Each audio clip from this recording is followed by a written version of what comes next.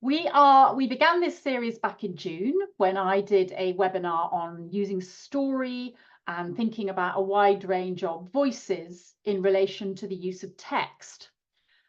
We're now going to carry on with a series of seminars with different editors and authors from the series, talking about an aspect of teaching history, a way in which they've developed it, a way in which they improved it, and using the series Changing Histories as a vehicle for explaining that. So we are going to be talking about this series Changing Histories, but actually there's a deeper purpose. We want to be sharing different aspects, different angles, if you like, or lenses on teaching histories, and share something about what we have been learning as we have developed this new series.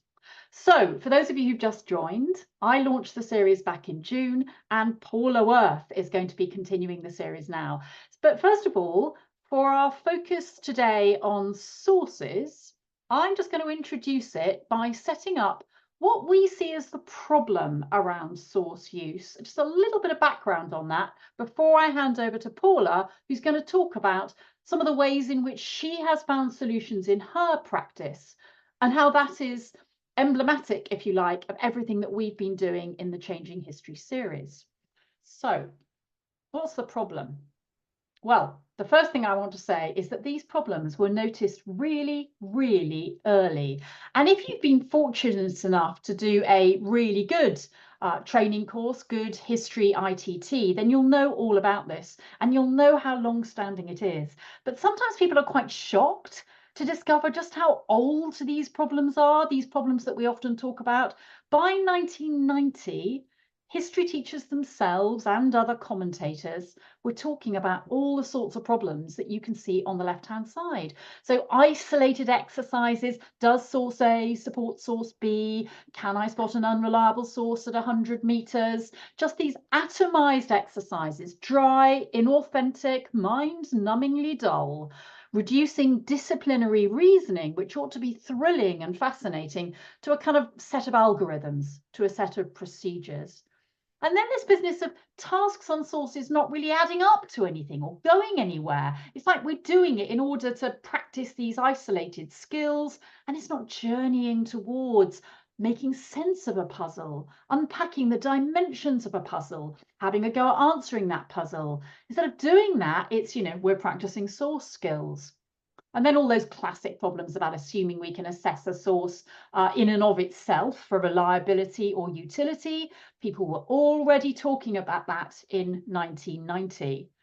And then those problems too around assuming that bias is a bad thing, when in fact bias can be a thoroughly good thing. It depends on what question you are trying to answer. And then underlying all this, a failure to grasp that a source and evidence are quite different things. Sources are there, they're traces of the past, relics or records that the past has left behind. Evidence, however, is not just there. It is constituted, it is created by a process of questioning by the historian, the archaeologist, or the student of history, or any of us. And simply understanding that can solve quite a lot of problems. And sometimes, if you really know what you're doing, you can diagnose some of those weaknesses by making sense of what's gone wrong in how children have been taught or mistaught about that. And those are just some of the problems, some of them most talked about ones, but I want to emphasize how old they are. But the good news is that if they are old, so are the solutions. And in fact, history teachers have been talking about how to solve these problems for a very long time. And if you've been fortunate enough to be well trained, or you've just found yourself in a great community of history teachers, or you've just read a lot, or you're in a MAT, say, where there's a lot of high-level subject-specific discussion, or for whatever reason, you will know there is no need to collapse into this left-hand side of my slide. There is no need to collapse into reductive source work. There's certainly no need, and why would you want to practice GCSE questions for 5 years? Because that's not going to help them to understand what sources are about. And it's not even going to help those lower retainers get better at GCSE. Rather, we need to get right inside this thing and rediscover the thrill of sources. We need to rediscover why we're using them in the first place. And heaps of history teachers have been doing that. There are solutions galore out there. Let's just have a little bit not longer of a look at some of the problems before we get into the more positive bit about the solutions. So I've put a couple of examples of horrors on the left-hand side. And yes, we know that GCSE is very often to blame for this. So classic source questions, not only are they very poor, but they're also often treated in isolation, as though this is some little exercise I practice, as though the skill is something you sort of generically practice with some forms of words that you're meant to use to answer the question. We've completely lost our moorings from what this is all about. If we just unpack what some of the problems that are going on there, you can see that what sorts of misconceptions this is fostering. The very concept of a source's intrinsic usefulness without any reference to a bigger question being asked is feeding misconceptions. And then there's this idea that the question itself is fostering. A source in and of itself doesn't oppose or support anything. The author might be opposing or supporting. The historian or the student of history interrogating it might be able to extrapolate such support or opposition. So we're encouraging pupils to treat the source as having intentionality in and of itself. And these deep underlying misconceptions are serving some of those difficulties that pupils keep having, those stubborn difficulties.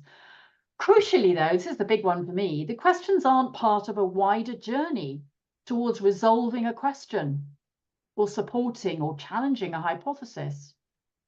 And if this kind of thing becomes pupils' diet, as so many history teachers have shown in the last 30 years, they profoundly distort pupils' experience of the whole discipline of history, never mind the enjoyment of sources. And as we know, probably goes without saying, but GCSE mark schemes compound all of the above by encouraging certain teacher behaviours. Certain question stems trigger forms of words or paragraph structures. And before you know it, we're not teaching children about sources at all. We're not teaching them evidential reasoning. We're not teaching about the period or the problem that we're trying to solve. We're just learning a new language, a language that's just designed for this weird proxy genre called GCSE question, a language which I call mark scheme ease. It's a problem that's as old as the hills, however.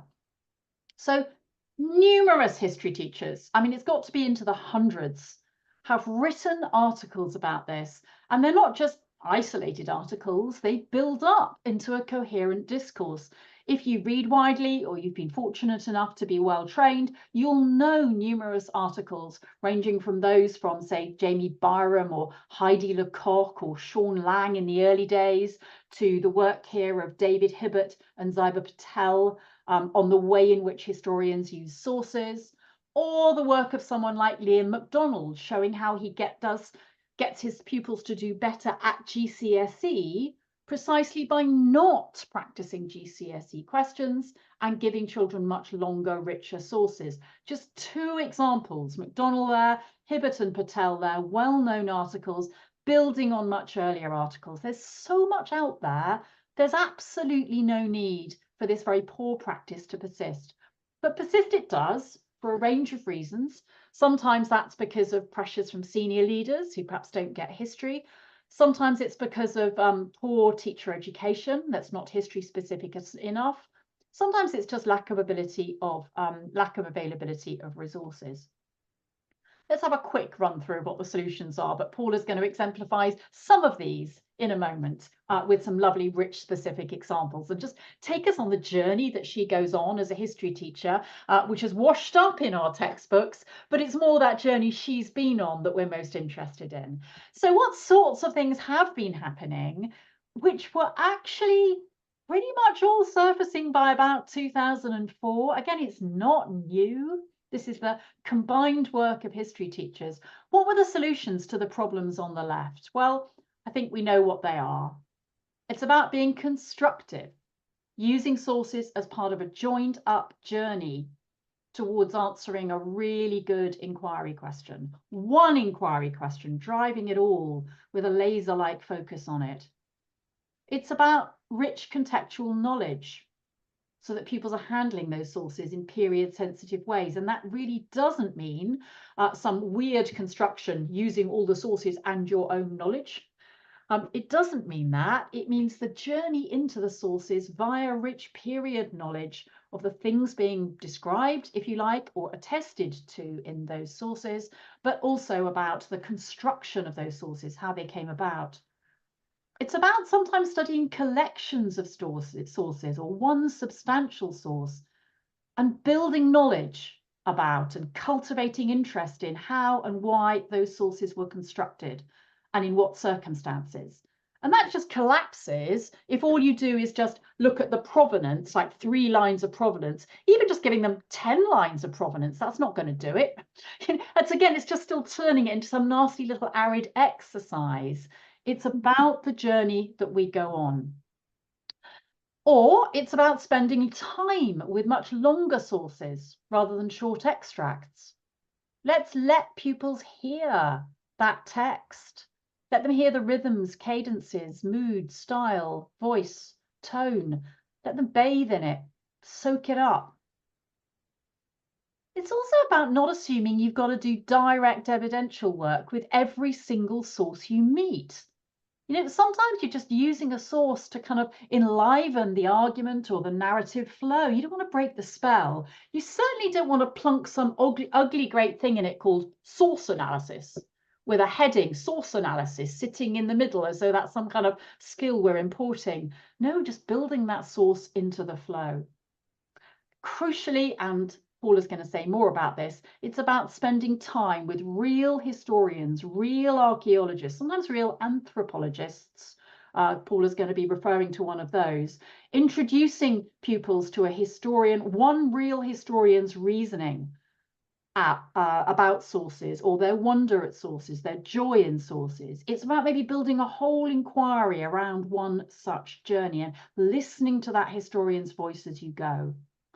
And again, this crucial one, the penultimate one on the right-hand side, even when teaching about evidence, when you are directly focusing on evidential reasoning, there's no need to always invent exercises on a source. Sometimes we just need to learn about it.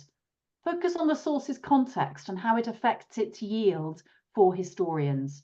And above all, in the big picture, we need to vary the overall diet of sources, perhaps using more archaeology, and training pupils in the lines of interrogation which archaeological sources uniquely require.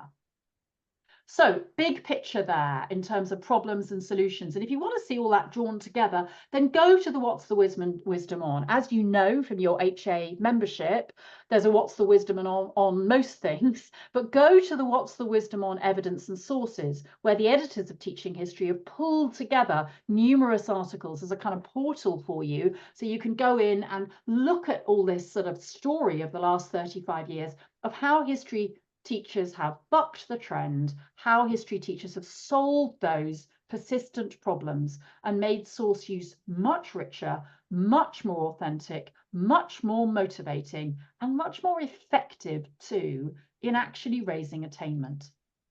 So this series of webinars, as you know, is run by the authors and editors of the new series that I've edited, Changing Histories. The first book, Connected Worlds, was out in the summer of this year, and the 2 more on the right are to come. And Paula is going to be talking about some examples from that first book, 2 examples, 2 contrasting examples, both actually very 15th century-ish examples, aren't they, Paula, from that first book, Connected Worlds. So that's just the big picture of the series we're talking about. Paula's going to use those to explain. As you can see, it's a very big team that's been working on this and is still working on it. We're currently developing book 3. So one quick taste before I hand over to Paula. Here's an example of what I mean. Here is an inquiry that was developed by Steve Mastin, working really closely with the historian Eamon Duffy. And it's built around one fascinating, absolutely extraordinary source. And how does Steve do it? Well, he takes us on the same journey that Eamon Duffy went on in uncovering these extraordinary, detailed, naughty church accounts written by the very naughty priest, Sir Christopher Trickey, who wrote a lot more in the margin than he probably should have done.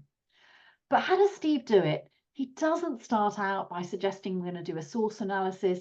He clambers into the richness of the setting, the richness of the story, the richness of the period. He shows what the source can yield by telling a story whose details are all present in the source. Look at it. It is so rich, or if you're listening to this recording later, you can pause it and have a read. It is so rich. Good planning for integrating sources has the children on the edges of their seats well before the end of the first 10 minutes.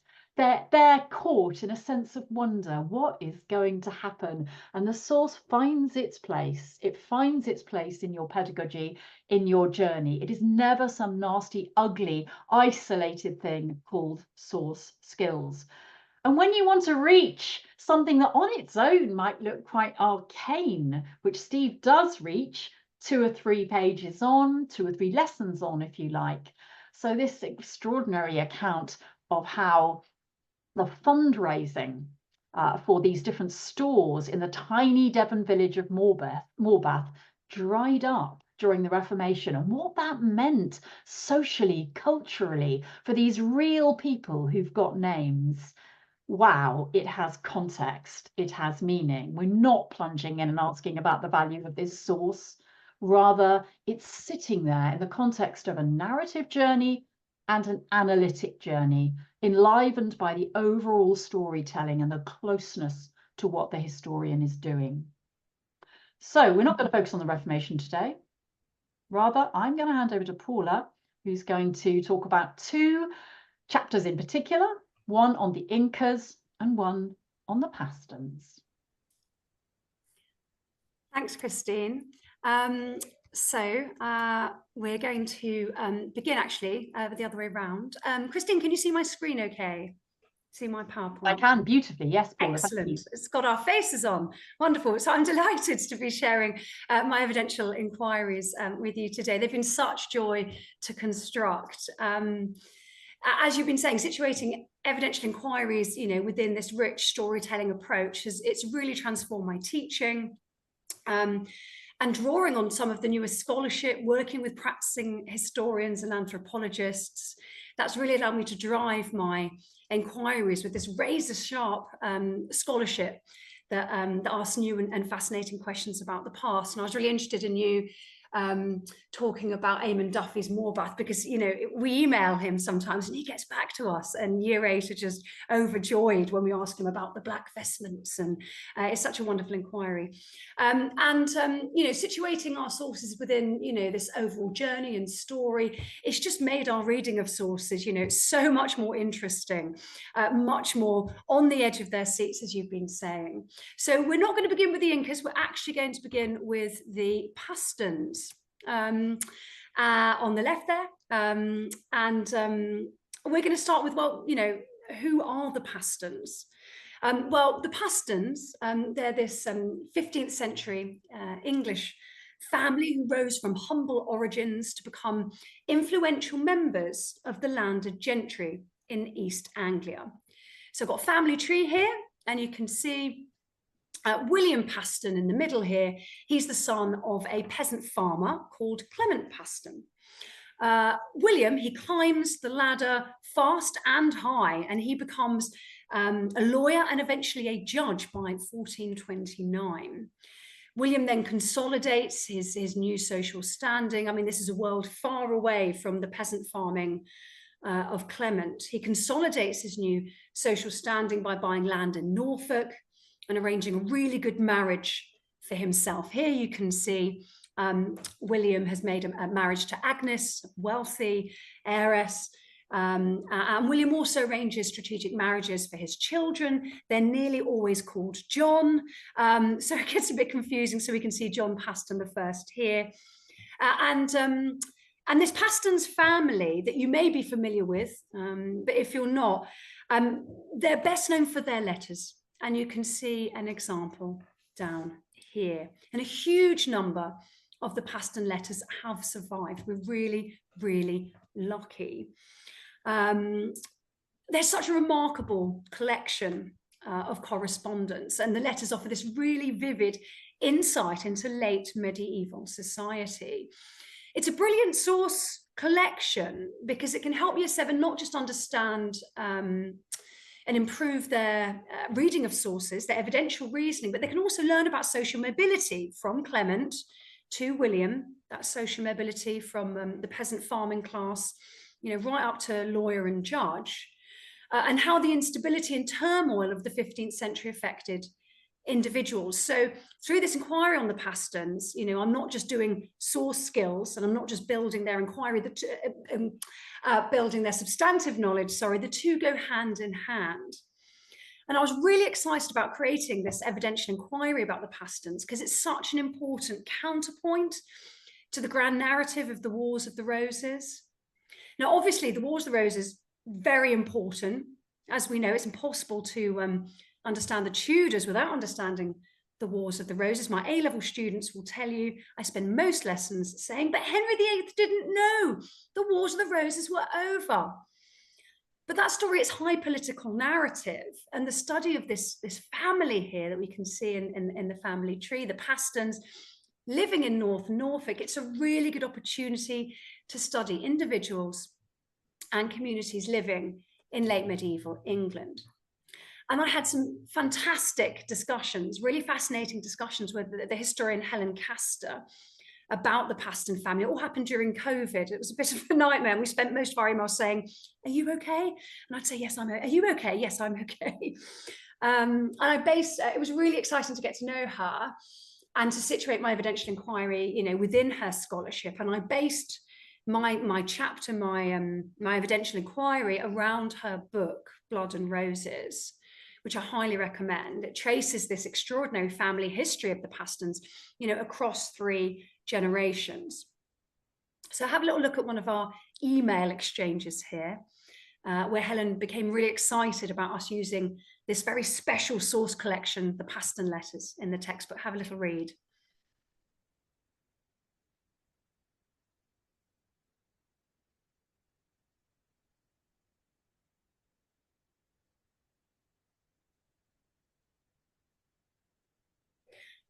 So Helen shows us here that what makes the Paston sources so very special is not just, we do have sources about this early tumultuous period, we do have them. And it's not just the fact that the Paston letters are unique. What she's saying is this is a really, really special source collection indeed. And we can be really passionate about that in our classrooms, and we can share that joy and wonder with our pupils. And we can be really explicit and really direct about this. Year 7, we might say with, really hammed up excitement, we are very lucky today. These letters that the Pastons family sent us, they can tell us all sorts of things. Year 7, so get ready. You get the idea, this does all sorts of things, as Christine was saying earlier, to help pupils realise that historians, they don't just study sources in isolation. They can understand that certain sources are particularly precious. Perhaps most importantly, this sort of introduction can, it moves far, far away from the dreaded, now we will study sources A to F. Let's start with source A. Find 3 ways in which source A is useful, which I've certainly been guilty of in the past. It's miles away from being dry and dusty. And again, going back to what Christine was saying, we're not going to ask pupils to make a generic statement about the inherent value of one letter in this inquiry. We're helping pupils to understand the unique value of this particular source collection. So hopefully we've got pupils somewhat excited about today's lesson. We've done some heralding about pupils exploring a really special source collection. And then I kick off with the story of the Pastons by doing some world building about late 14th century Norfolk. So I'll read this aloud to give you a bit of a gist about, what I do in my classroom and how I introduce this inquiry. The North Norfolk coast, 1378. It is a land of little rivers and big skies.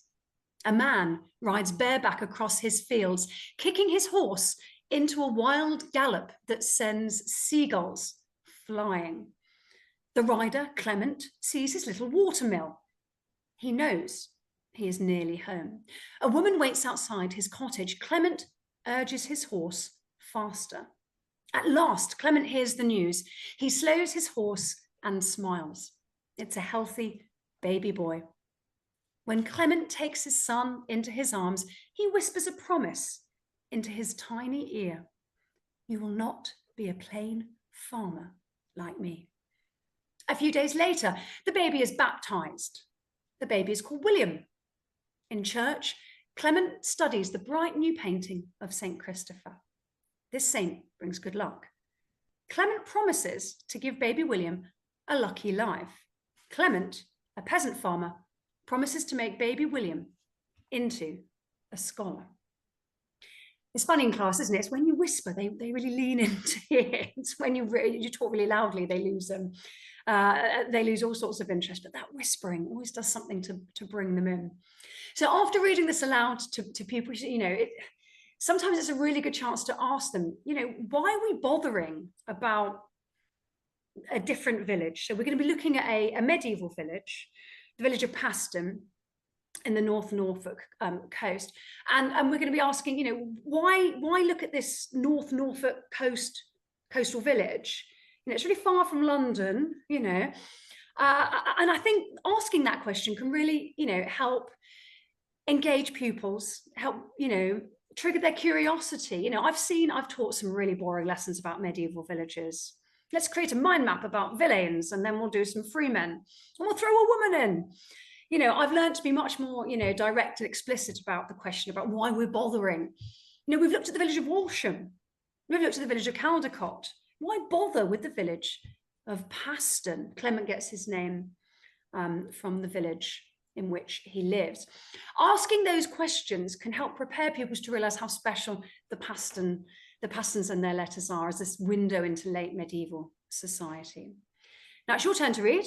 Have a little read about this next part of the inquiry where pupils get their first glimpse of one of the letters. So I'll give you 30 seconds to read the next bit, the very next bit that goes on from our story.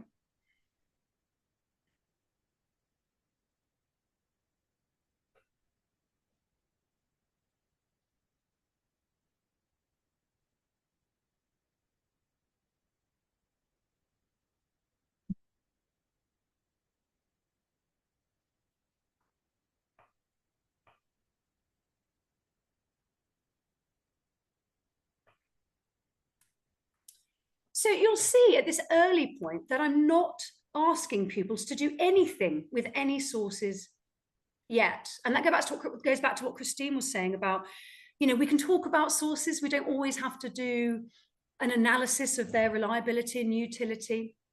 And I'm very purposeful in not asking pupils to make any inferences of the sources yet or to establish any claims. They don't have to infer any evidence from the sources, because we've got to build contextual knowledge about the period before pupils can do anything meaningful with a source like this. So how did I build that starter story about Clement? Have a little look at the source base here that I got from Blood and Roses. Have a little read of this.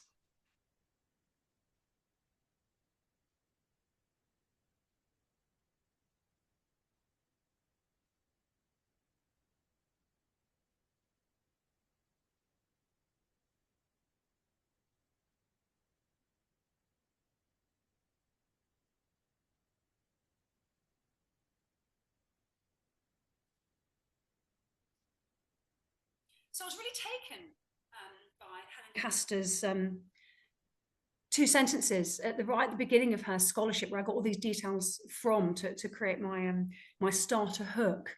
I was really taken by the fact that these details, they're really unusual, and that makes these sources really very special. This source collection, the Paston letters, and my story begins, as you've seen, with the rise of the Pastons from peasant farming in the 1300s to a sort of nouveau riche landed gentry from the early 1400s. And I think that story does so much in terms of consolidating people's knowledge of the connection between land, power, and status in medieval society.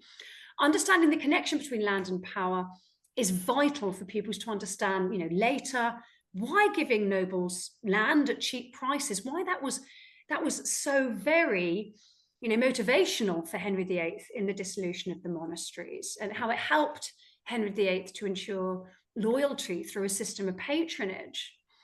So in this chapter on the Pastons, in this telling of the story of William Clement's son rising through the ranks, does so much in terms of building substantive knowledge around land and power.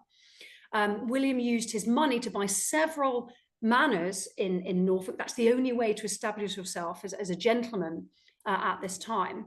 So if you have a little look at this, this is a reconstruction of one of the manors that William Paston would have held. And you'll see here that I wanted to get across, in this story, that land in late medieval England, means so much more than owning a house and a few fields. We've got ownership of villeins. We've got freemen renting the land, providing William with a steady income. And I think that's a really useful window into power relationships in late medieval England. And going back to this idea, this is an evidential inquiry. I'm not just doing source analysis here, or what we might call source work. It's nothing to do with that. It's part of a journey. It's part of the same journey where I'm building this disciplinary knowledge about sources alongside substantive knowledge around land and power. So I'm not doing skills and knowledge, I'm weaving them together in this really purposeful journey, this really special journey, year 7, about the Paston letters. Very importantly, studying the Paston letters provides this really valuable window into the lives of women. My favourite Paston woman, if you don't know the Pastons, has to be Margaret Paston. I often think to myself, a bit of a crisis at work today. What would Margaret Paston do? She's such a force of nature. She's William Paston's daughter-in-law, as you can see here in the family tree. So, and you'll see on the left-hand side here that after I introduce Clement and the Pastons, I continue my story with a beautiful image of the Hammerbeam roof. Sorry. I continue my story about the rise of William Paston through school, as a lawyer, and then as a landowner. And you can see the subheadings here in green that take us through William's, rise, this social rise through the ranks. And then we're now ready, I think, to come to our first source. And it's a letter written by the brilliant Margaret Paston to her husband, John. So I'm going to read the whole thing to show you how I'm heralding the introduction to this source. And then I'll talk to you about why I put the text together in this way. So William, he's become a judge now, hasn't he, year 7? William then secures more land for himself by marrying well. He's become a judge, he's bought some manors, and he's gonna marry well too. Coming from a wealthy family, his wife expects to inherit 3 more manors, including Marlingford. And they'll find these, you see the little map in the bottom left-hand corner here. You'll see all the manors that William has bought in his new position as a gentleman in Norfolk. William later arranged another useful marriage for his son, John. In 1441, William arranged for John to marry a woman called Margaret. Margaret would also inherit many lands, including Morby Manor, and you can find that on the map too. During their 25-year marriage, William's son John and his daughter-in-law Margaret sent hundreds of letters to each other. And this remarkable collection of letters reveals rich detail about everyday life, as well as wider effects of the Wars of the Roses, which we'll come on to later. The letters showed Margaret as a clever, practical, and assertive woman. Here, Margaret is writing to her husband, John. What does Margaret want and why? So you can pretend to be a 7 now and have a little read and have a think, what does Margaret want from John?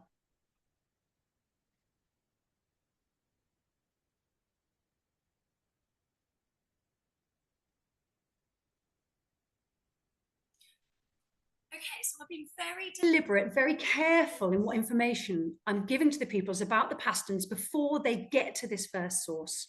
So we've had lots of information, lots of world building information.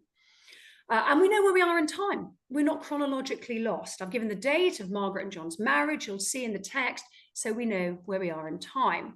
Second, I've reminded pupils about the special nature of this source collection. We're reminded that this one letter shown here, it's part of a vast collection. And that's going to be important when we connect another letter that we look at later to this one. A third thing I've done is I've encouraged pupils to look at the source constructively in this part here. It reveals rich detail about everyday life. We're not going in with vague, what can we find out about history in general? I'm encouraging pupils to be really purposeful in using this first letter to find out about medieval society. And finally, I give pupils a direct question to ponder in, what does Margaret want?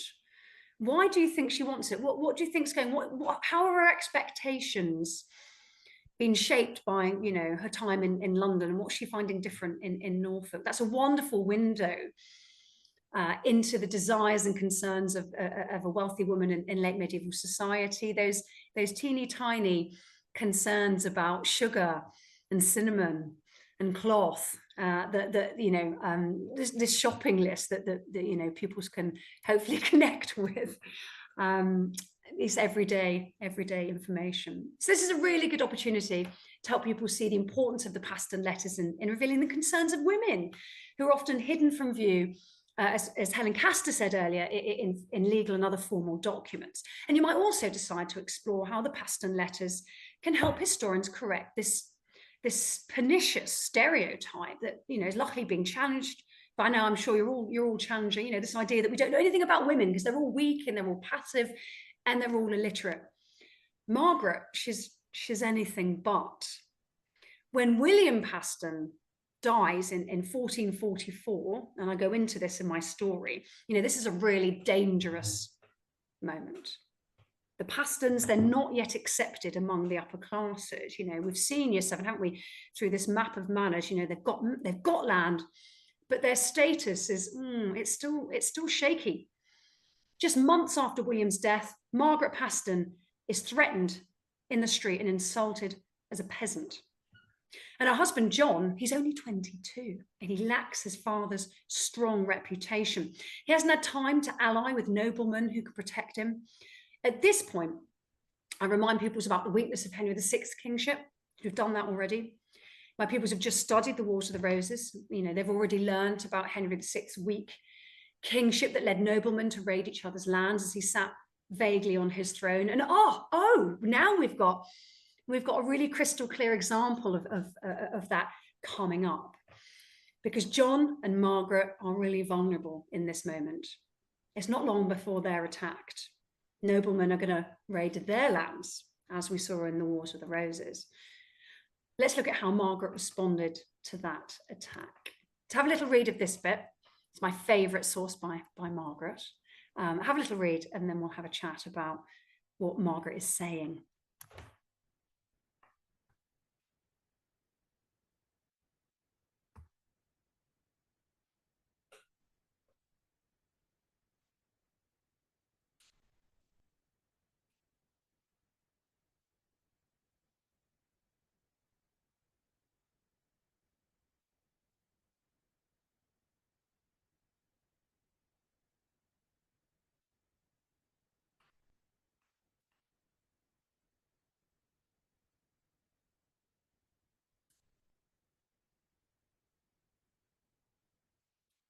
I just love Margaret, ordering crossbows, axes, bonnets and almonds in the same breath. She's so pragmatic. She's such a survivor.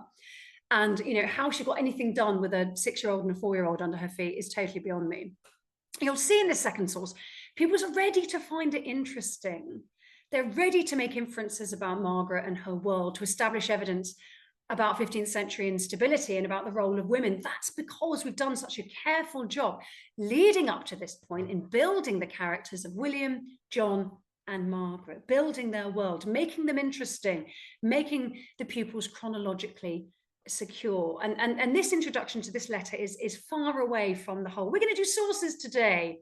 We're going to go through sources A, B, C, and write down what every source tells us. This inquiry is so different to ones I've put together previously, because pupils are really invested. They've been given enough contextual knowledge both to access the source and to find it interesting. And that's so important, isn't it, for them to find it interesting? So I loved using Helen Castor's book, Blood and Roses, to help me tell a story of instability, of women, and to link back to the Wars of the Roses. And as you can see here, the Pastons fought on both sides of the Wars of the Roses at different times. In 1463, one of the Pastons, John II, as I mentioned before, they're all unhelpfully called John, fought for Edward IV. But another John, his brother, John III, fought for Henry VI, Margaret of Anjou, and the Lancastrians at the Battle of Barnet.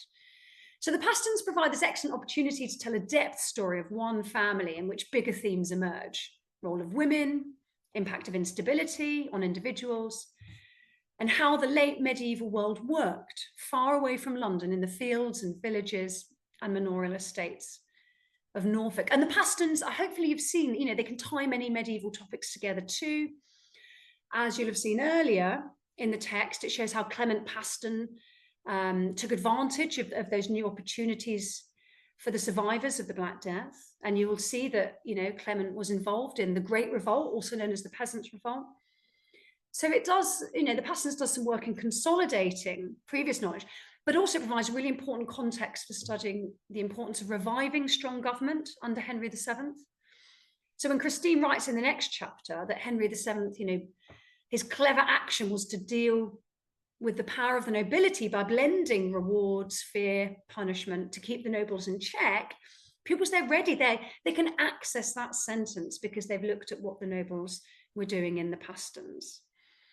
They know why it's so important to keep them in check because they've seen the consequences of nobles being able to run wild and the unfortunate impact on Margaret, who's having to order weapons in Norfolk.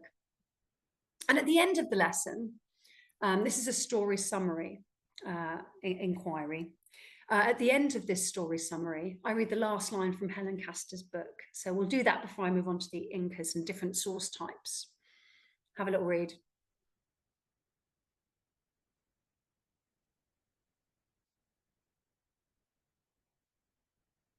It's a really special sentence.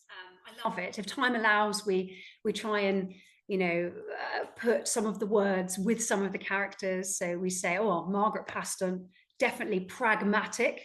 Now, actually, Year 7 and I have learned the word pragmatic when, you know, we came to William I, actually, so we know that word. But you might want to do some work around that word. And resilient, she really is resilient. I can learn a lot from her. I think you had to be both pragmatic and resilient to survive and thrive during the Wars of the Roses. So that's my first evidential inquiry. And you'll see that, you know, sources are interweaved through this, you know, this world building of the 15th century. And we're going to stay in the 15th century now. We're not actually going to move in terms of time, but we're going to move far, far away in terms of space. So we're going to go from that tiny village in the North Norfolk coast all the way to the Andes in South America. I'll just introduce the Incas to you if you're unfamiliar with them. So during the 15th century, while Yorkists and Lancastrians clashed on English battlefields, the Incas built the biggest empire South America had ever seen until that point. And this empire, it grew so unbelievably fast. In 1400, the Incas numbered around 100,000 people around Cuzco. By 1500, the Incas ruled over 10 million people.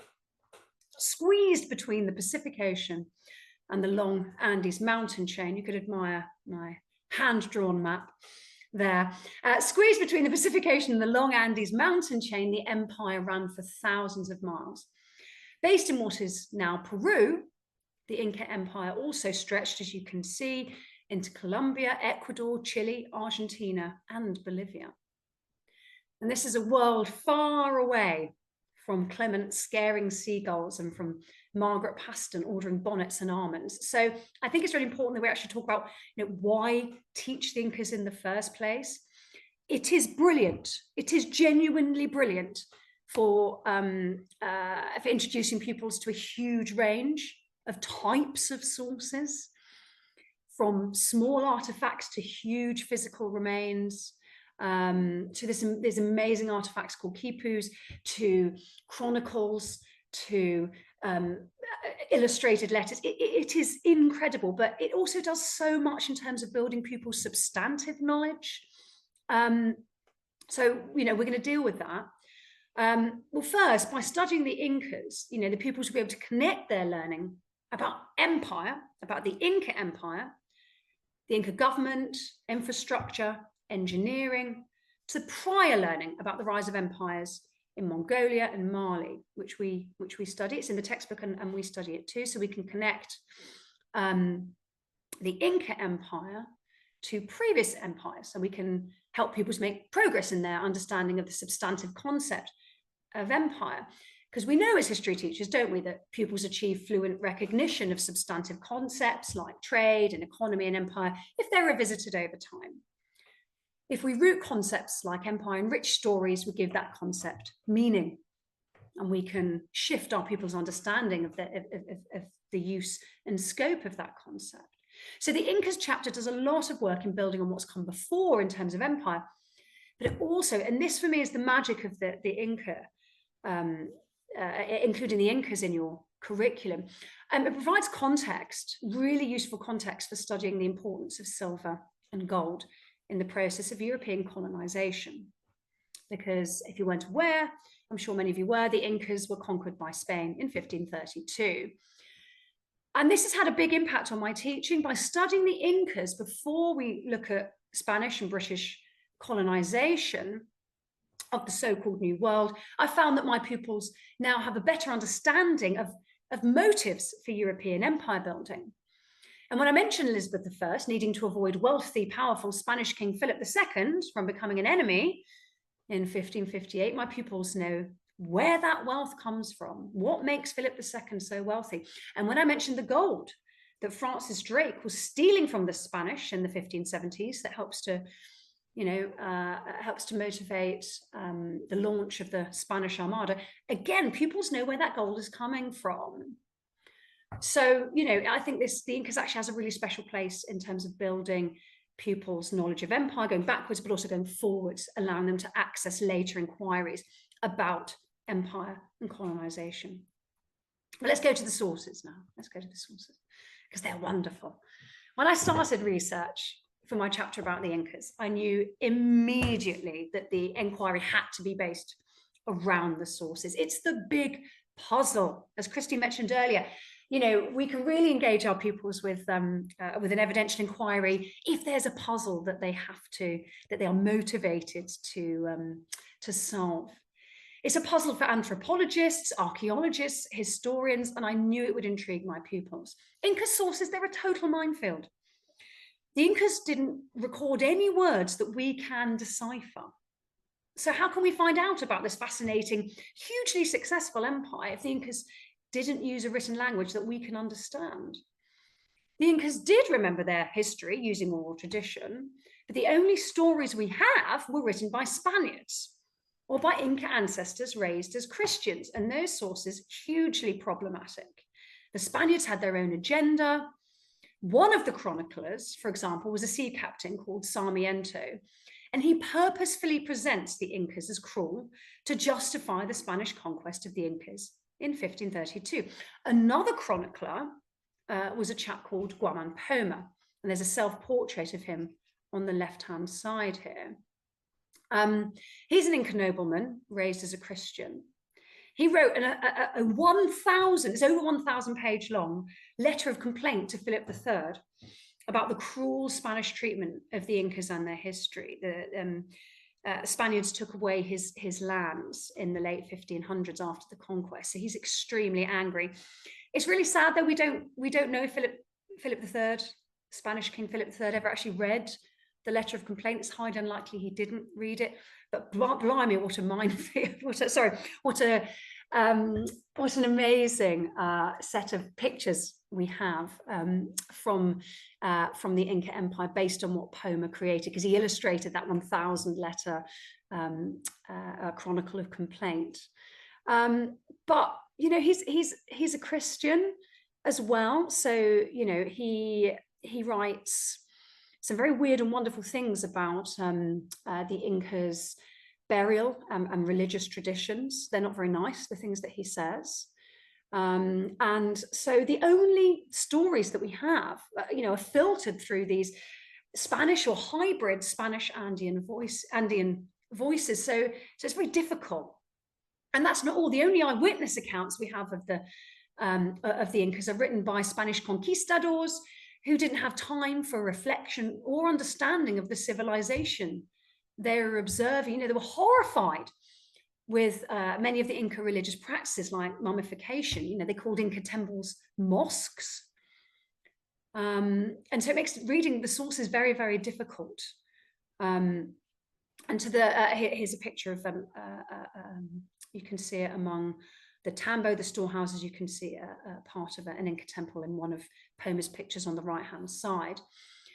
To the Spanish priests who were sent to the Inca Empire soon after the conquest, the Incas were wicked and sinful, and they destroyed all the shrines and temples that they found. And so we've got another problem. There are very, very few artifacts. Archaeologists prize every figurine and every burial site they excavate. There are so few. So the source is a massive challenge when studying the Incas. And what really brought this home to me was when I went to the University of Bristol's library, and I was faced with two rows of information about the Incas. Both rows were about the conquest of the Incas. There were very, very few books on the Inca Empire itself because of the issue with the sources. So I knew the inquiry question must be shaped and driven by this puzzle of how we can use the few sources that we have to find out about the Incas. And Christine and I, we had this big chat about how we should word this question around the sources. Initially, I wanted to include something, around about, uncovering the Incas' hidden histories, because they're hidden, because half the time, because, they were literally destroyed. But I soon realized, Christine helped me realize that this risked presenting the Inca as sort of alien and strange. And we wanted to move away from that. So we kept it simple. So now going into the importance of creating this, this really purposeful inquiry question to tie your sources together. Very simple. How do historians use sources to study the Incas? But it's deceptively simple, isn't it? Because when we answer this question, we're looking at the opportunities and the challenges presented by different source types. But also this open question, in it, we can help encourage pupils to look at how historians have had to be really clever and cross-reference sources to infer evidence from sources. They've had to be so clever to do that, to build this fascinating picture of this strong, successful, and very unique Inca Empire. And the thrust of this question also encourages pupils to avoid making free-floating judgments about any inherent reliability. I'm not asking, how useful are the sources? We aren't asking pupils to make any judgments about whether the sources here hold any intrinsic value. We're purposely not asking any questions about reliability or usefulness. We're keeping our focus on the historian's methods, and we're being constructive. Because as we talked about, it would be very easy to collapse into relativism. All sources are biased. Yes, we know all sources are biased, but particularly with the Incas, we're avoiding that collapse, and we're actually saying, people, we can do this. We can do this. Historians can use sources to make judgments about the Incas, and we're going to do that too, despite the challenges. And you know what? We're going to write. We're going to look at those challenges. We're going to stare them in the face, year 7. But we're going to pull through together, and we're going to look at this amazing civilization, and not just the conquest. And something else that struck me as exciting and important is this huge variety of different source types. So not just the puzzle; it's the variety of different things we can study. Artifacts with the Incas, they're hugely important, and many professors of Andean history, they start with the artifacts because there's no Spanish lens, there's no loaded language. when studying material culture. And I got really excited about using material culture with Incas because I know I just don't do enough of it in my own teaching. Many of the inquiries are written sources like the ones we saw in the Pastons. So I was really excited about using artifacts and physical remains in my inquiry. And introducing pupils to a rich variety of source types, can really help widen their knowledge of the rich variety of sources that make up the discipline. So we're actually going to begin not with any of these sources. We're going to begin with a source type that Christine introduced me to as we were doing lots of reading around the empire, and we were trying to work out, well, how are we going to tackle it? It is a puzzle. It is a puzzle. Please help me, Christine. And she helped me. Christine came across an article about the causes of the expansion of the Inca Empire that would expand pupils' understanding about different source types even further. It was a really exciting find. I was a bit gutted I didn't find it. But it was so exciting that, we began the chapter with it. So here's another very exciting source type. And this comes from the text. At the heart of the Inca Empire was Cuzco in Peru. This image here, Year 7, shows a valley near Cuzco. Although high in the mountains, this land is rich and fertile. Notice how the land is layered into terraces. Terraces stopped water rushing downwards. Terraces kept the water on the crops. This helped the Incas to create a bountiful food supply. Some historians have recently argued that climate change led to the success of the Inca Empire. 400 years of natural warming beginning in 1100 caused water to rush down from melting glaciers. This meant the Incas could dig thousands of terraces to create fertile farmland. And as you can see, moving further and further up the valley towards the mountains. And this source of food fed a growing army and a big expansion. And where do we know this? Where do we find out this information about fertile land? In the soil. The soil is another source. So it's a seductive explanation for Inca expansion, isn't it, climate change? But we don't actually know about the causal strength of that factor. It's another puzzle. But it's certainly a good puzzle to hook pupils into and inquire about the Incas. To what extent was climate change the factor in their success? So we do that. Ta-da! Soil itself is a source. So here, in this inquiry box, we remind pupils that whatever the source, be it artifacts or writing, that source holds no inherent value. It's the questions that the historians ask that help us to know more about the Incas. Have a little read.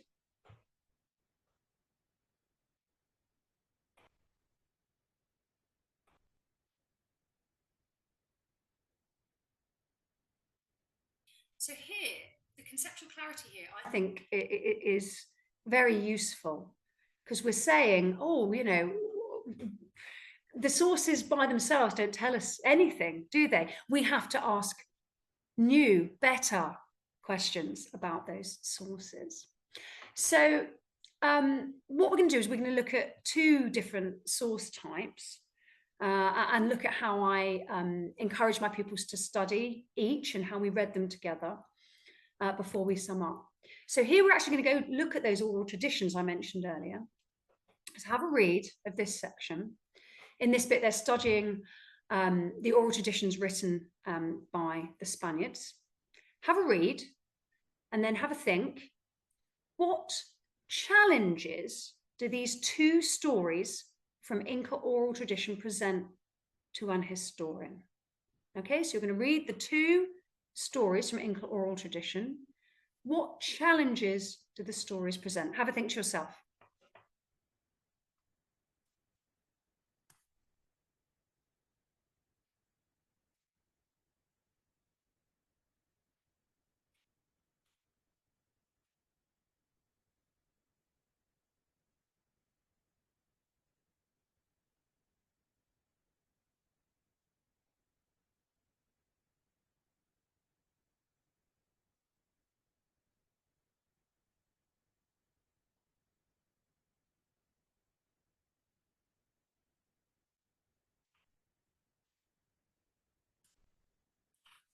gravity is a bit of an issue here, isn't it?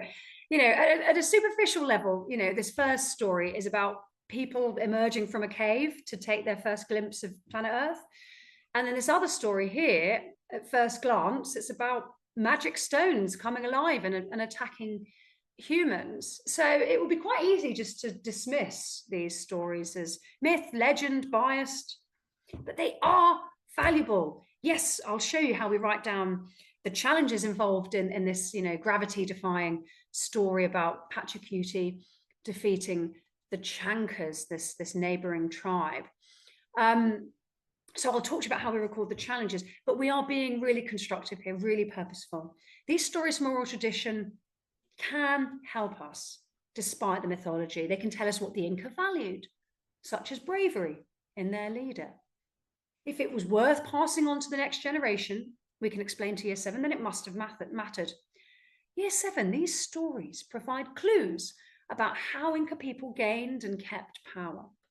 So the focus of this inquiry just can't be about finding bias or assessing reliability. Of course it's biased. Of course it isn't a reliable account about how the Incas came to power and how Pachacuti defeated the Chancas. It can't be about that. Despite the challenges, despite the fact that these stories do not align with the laws of gravity and reproduction, we can still learn a great deal from them, as I explained to my pupils. We can remain constructive. So here, have a look at how we're recording. We're not mentioning anything to do with bias or reliability here. We're simply noting down the challenges on each of those sources we've gone through so far, and we're noting down the opportunities. Have a little read.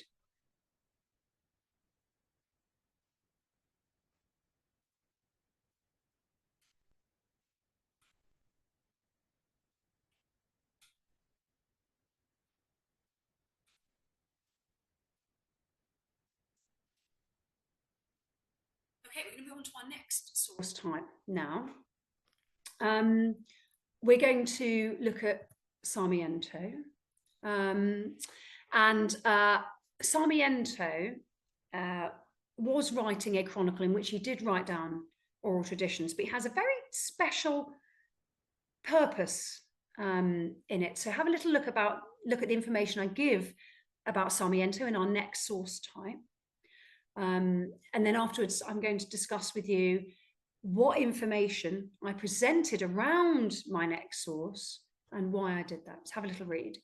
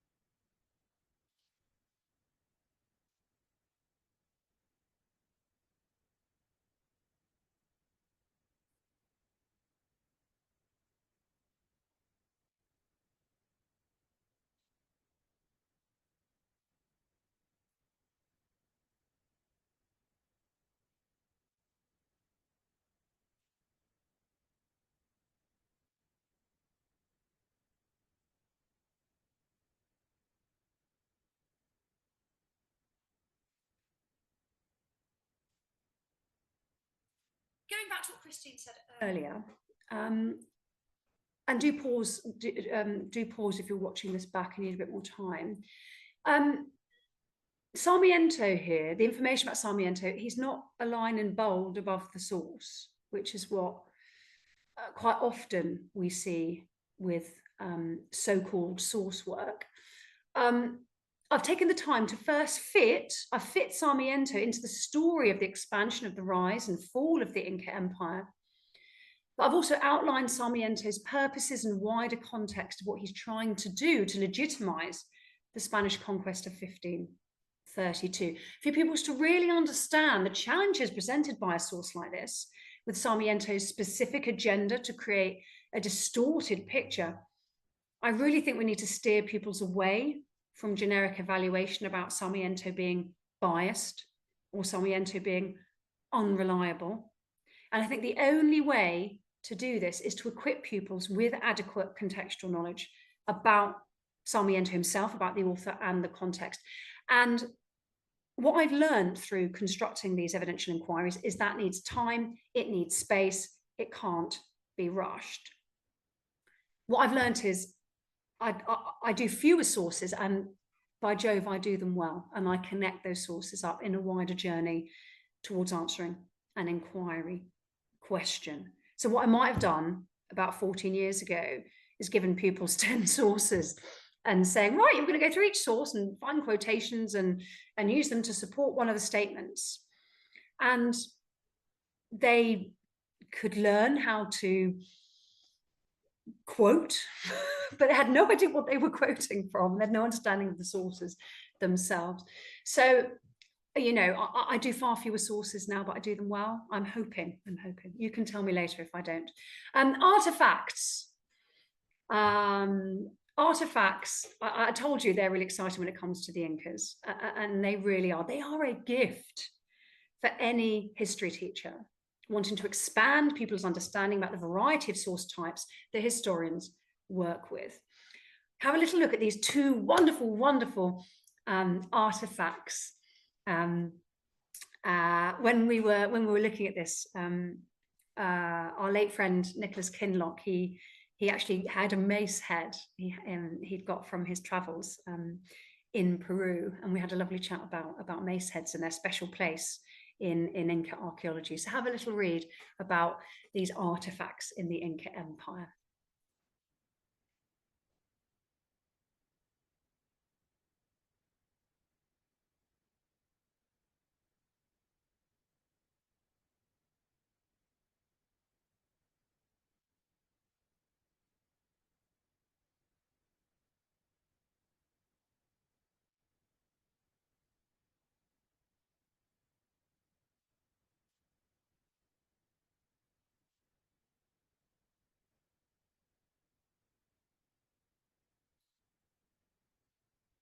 So we're unfolding the journey into artifacts very purposefully, aren't we? We're saying, oh, archaeologists wanted to study something new, ordinary people.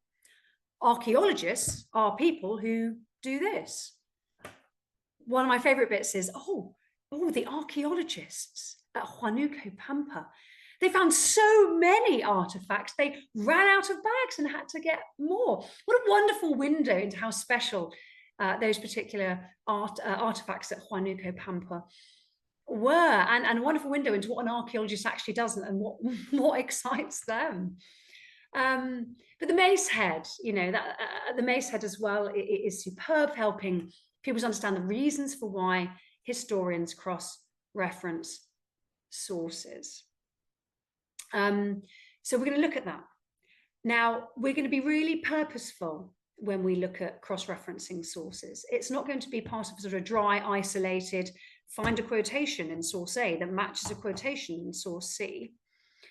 You know, it's very purposeful.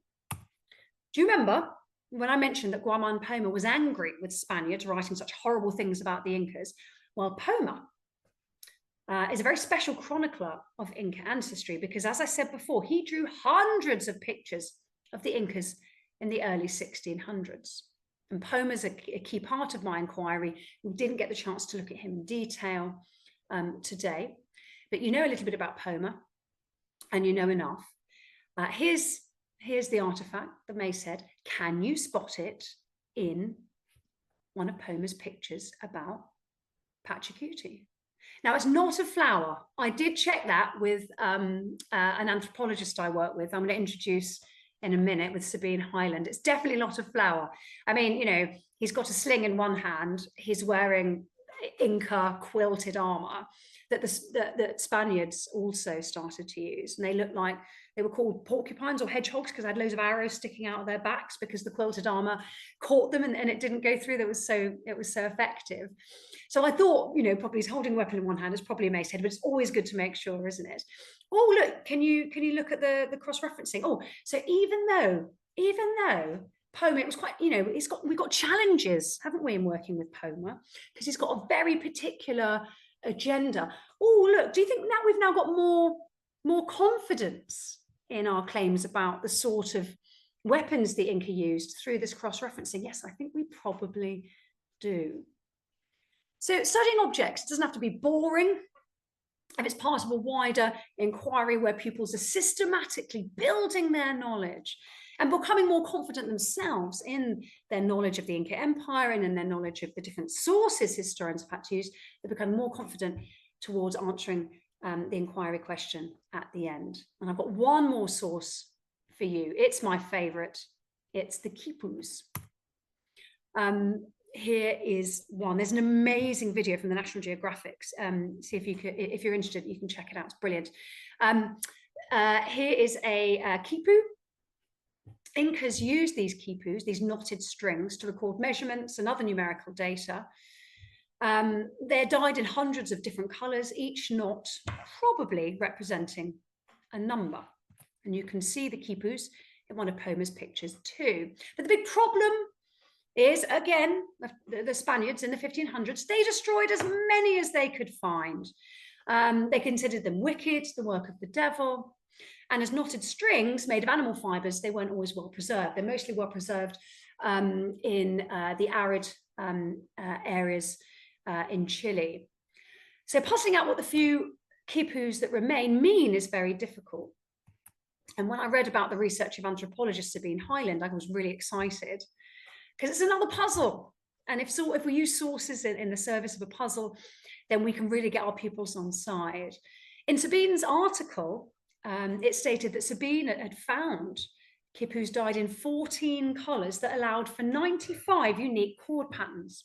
And that number is within the range of symbols in writing systems. So Leland Locke, another anthropologist, had said, oh no, it records numbers. These quipus record numbers. Each knot represents a number, and that number might say how many llamas there are, or how much freeze-dried potatoes there are in this storehouse. Hyland has said something very new.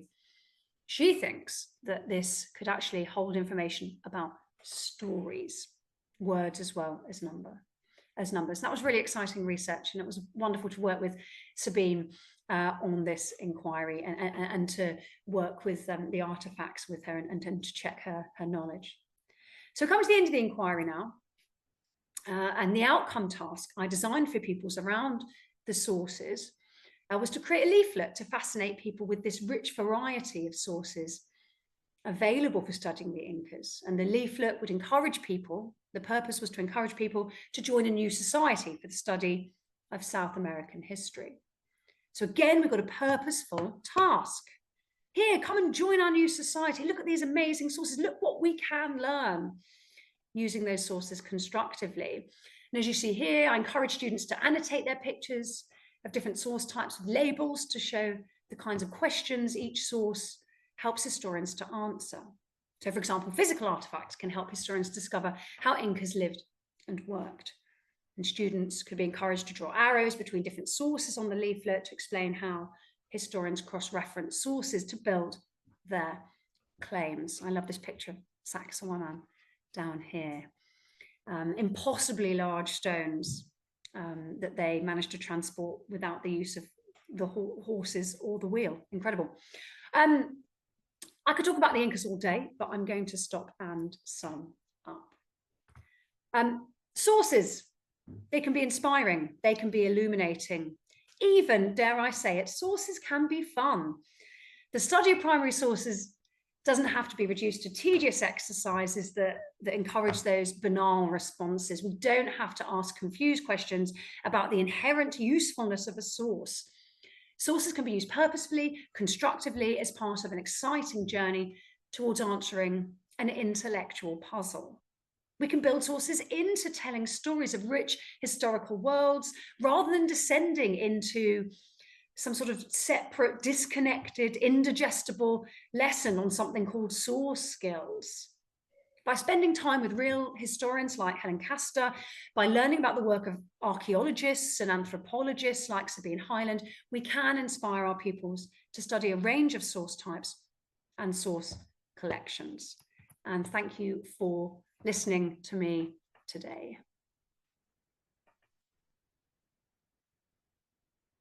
Thank you so much, Paula. Lovely to hear you relaying yet again how you went on that journey with the historians, particularly the way in which you worked with and read for the work of Helen Castor on the Pastons, and then the way you worked with diverse experts to make sense of the Incas, and then drew on their processes and their questioning, particularly Sabine Hyland, the anthropologist. Really thrilling to hear that.